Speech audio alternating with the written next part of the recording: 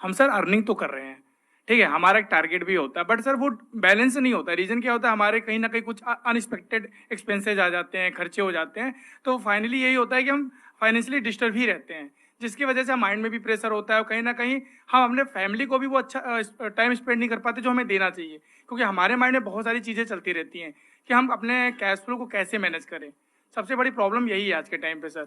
तो आप ये कहना चाह रहे हैं कि cash flow management is a big problem आज की डेट में, specially for middle class, right? Yes sir. I hope most of you are from middle class. आप में से कितने लोग हैं जो मिडिल क्लास से हैं? एक बार हाथ ऊपर करिए। ऑलमोस्ट सबने अपने हाथ ऊपर कर दिए हैं। कितने हैं जो लो क्लास से हैं, लो इनकम लेवल से हैं?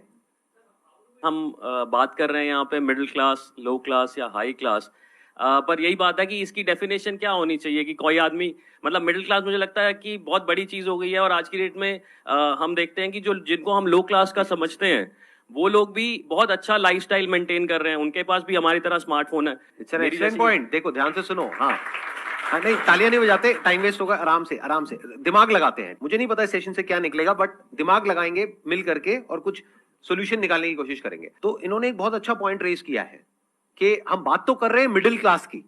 मैंने इसीलिए आपसे क्वेश्चन पूछा था कि आप में से कितने लोग मिडिल क्लास है। सबने अपना हाथ ऊपर कर दिया।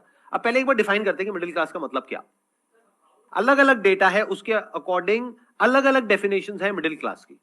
पिछले 10-20 साल 30 साल में अगर आप देखेंगे तो महंगाई बहुत तेजी से बढ़ी है, लेकिन ये जो डेफिनेशन है मिडिल क्लास की वो चेंज नहीं हुई है, नंबर वन।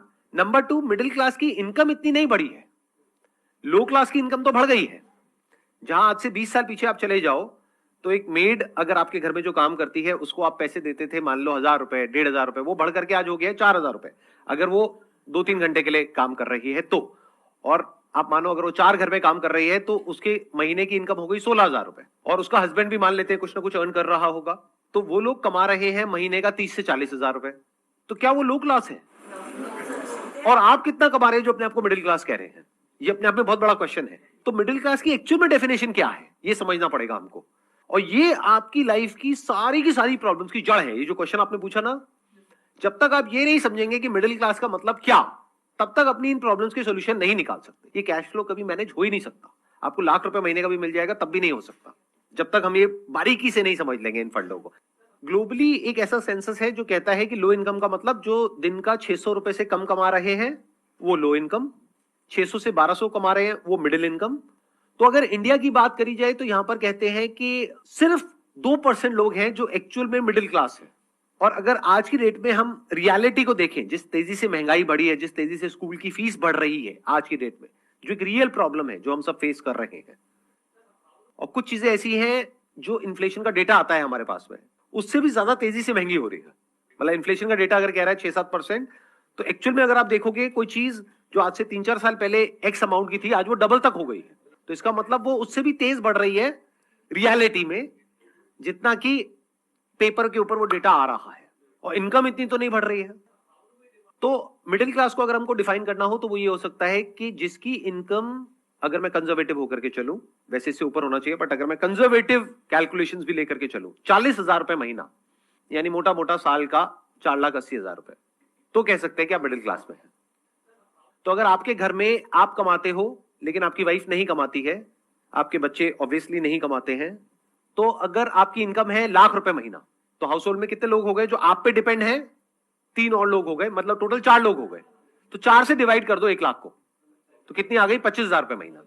तो आप मिडिल क्लास नहीं हो, आप लो इनकम ग्रुप में आते हो।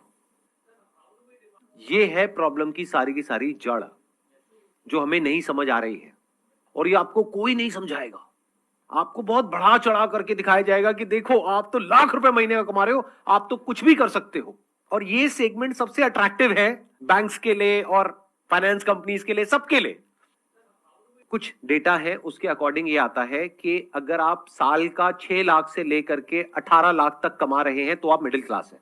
मैंने क्या किया, उस डेटा को थोड़ा सा और नीचे ले आया ताकि आप यहां से जब बाहर निकलो तो खुशी खुशी जाओ, मूड खराब ना हो जाए। आप कहो कि यार कहां आ गया, ये क्या करके भेज दिया मेरे साथ में, जब गुस्सा था तो अमीर था, गरीब करके बाहर भेज दिया है। तो अगर 6 लाख होता है तो महीने का 50,000 होता है। मैंने क्या किया, और नीचे ले आया, मैंने कहा 40,000 रुपए महीना। मतलब कि अगर आप भी काम करते हो, आपकी वाइफ भी काम करती है, और अगर 20,000 रुपए महीना आप कमाते हो, 20,000 रुपए महीना वो कमाती है, यानी हो गया 40,000 रुपए, तो आप को कह सकते हैं कि आप लोअर मिडिल क्लास में कहीं पर फिट होते हो। अब मिडिल क्लास में भी अलग अलग सेगमेंट्स हैं, lower middle class, upper middle class, but मोटा मोटा जो डेटा कहता है वो ये कहता है कि अगर आप साल का 5-6 लाख रुपए से लेकर के 20 लाख रुपए तक भी कमाते हो तब भी आप मिडिल क्लास हो।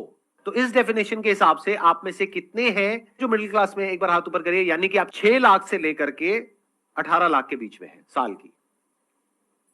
अब यहां पे गड़बड़ क्या हो रही है, क्योंकि ये कंफ्यूजन है, हमको ये क्लैरिटी नहीं है, इस तरीके से किसी ने खुल करके हमको नहीं बताया है। तो हमें क्या लगता है, क्योंकि हमारे पेरेंट्स अर्न करते थे महीने का 15-20 हजार रुपए, हम अर्न कर रहे हैं 50-60 हजार रुपए, लाख रुपए, तो हमें लगता है कि हम तो